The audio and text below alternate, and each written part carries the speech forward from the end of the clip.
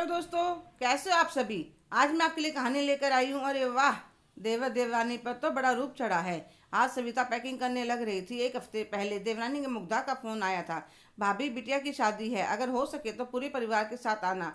तो मैंने भी हाँ कह दिया, पर बेटे ने मना कर दिया कि ऑफिस से छुट्टी नहीं ले सकता और पति पंकज की तबीयत ठीक नहीं थी। उन्हें डॉक्टर ने ट्रैवल करने से मना किया था।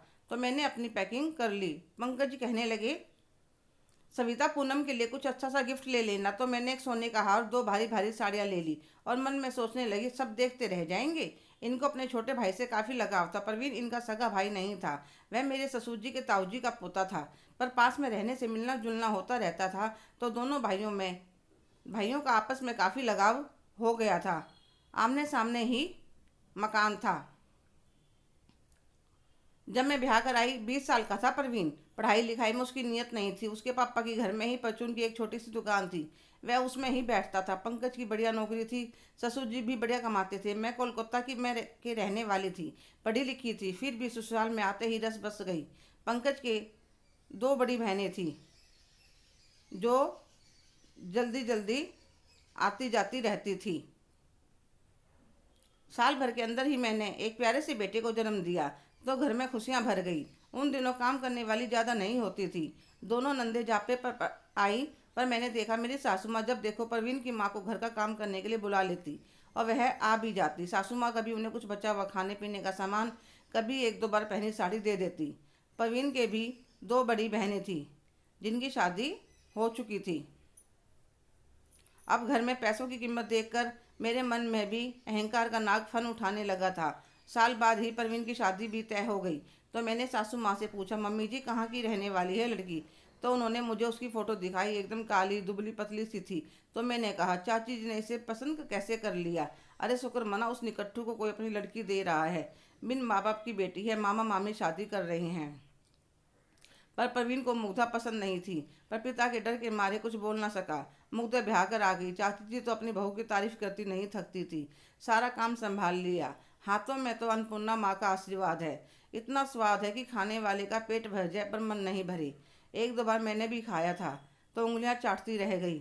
सासू माँ भी कहती, प्रवीण की बहू का जवाब नहीं। मन में जलन होने लगी, क्योंकि मुझे ज़्यादा बढ़िया खाना बनाना नहीं आता था, इसलिए उसको नीचा गिराने के लिए कहती, 10वीं पास है, कभी स्कूल कॉलेज जाती, पढ़ाई करती तो बात थी, अब घर में रहकर खाना बनाना तो सीखेगी, इसमें क्या बड़ी बात है। जब मेरा बड़ा बेटा 2 साल का हुआ, तब मैंने छोटे बेटे को जन्म दिया।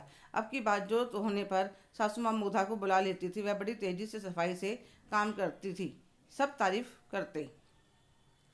मुग्धा आती और काम करके चली जाती। मुझे उसने कभी कुछ नहीं कहा, फिर भी पता नहीं क्यों मैं उसे अपना प्रतिद्वंदी समझने लगी।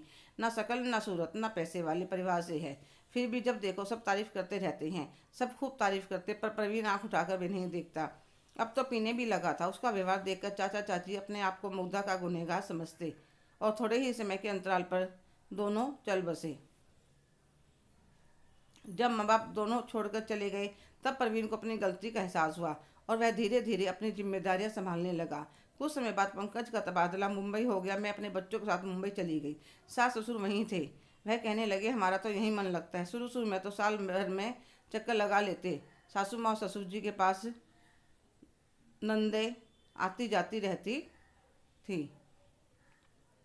मुग्धा भी उनका पूरा ध्यान रखती।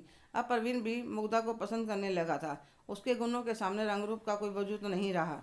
दो दो वर्षों के अंतराल में दो बेटों का जन्म दिया, तो फिर मैं अपने आप को श्रेष्ठ समझने लगी कि मेरे दो बेटे हैं। अब तो घर जाना बहुत कम हो गया।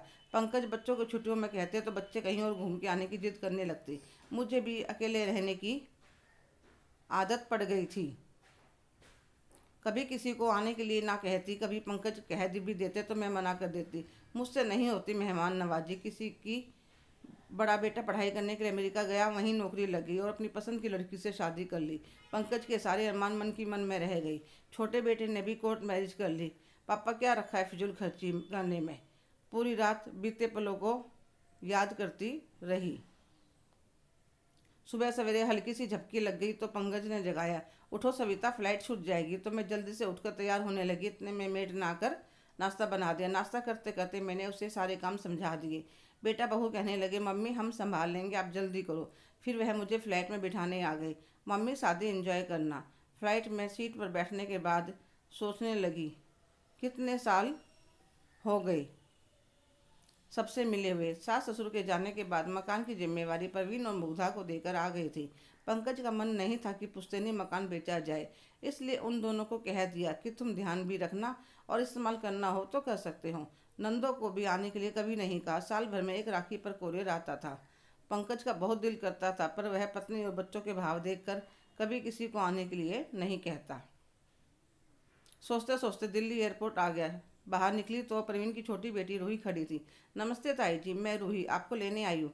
अरे कितनी बड़ी हो गई हो तुम। उसने मेरा सामान गाड़ी में रखा और गाड़ी चलाने लगी। क्या पढ़ाई कर रही हो बेटा? ताई जी मैं डॉक्टर बनना चाहती हूँ। उसी की पढ़ाई कर रही हूँ। पूनम दीदी तो एक कॉलेज में लेक्चरर है।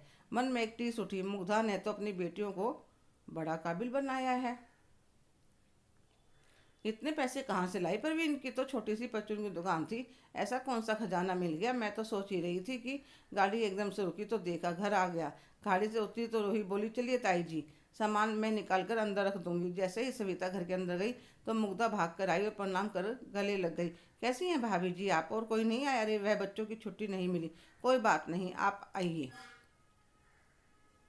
मुझे सोफे पर बिठाकर मुग्धा शरबत ले आई। मैं उसे एक टक देखे जा रही थी। यह वही मुग्धा है? कैसा रूप चढ़ा इस उम्र में भी। इतनी देर में प्रवीण भी आ गया। अरे भाभी कैसी हो? भैया नहीं आए तो कहाँ वह दुबला पतला सा निकट्ठू प्रवीण, वह आत्मविश्वास से भरा हुआ जो मेरे सामने खड़ा था। अरे प्रवीण, यहाँ तो सबकी काया पलट हो गई, घर की तुम दोनों की भी। क्या भाभी मजाक करती हो? यह सब भगवान की कृपा है, साथ में आपकी देवरानी का योगदान। आपको तो पता था मुग्धा के हाथों में कितना स्वाद था।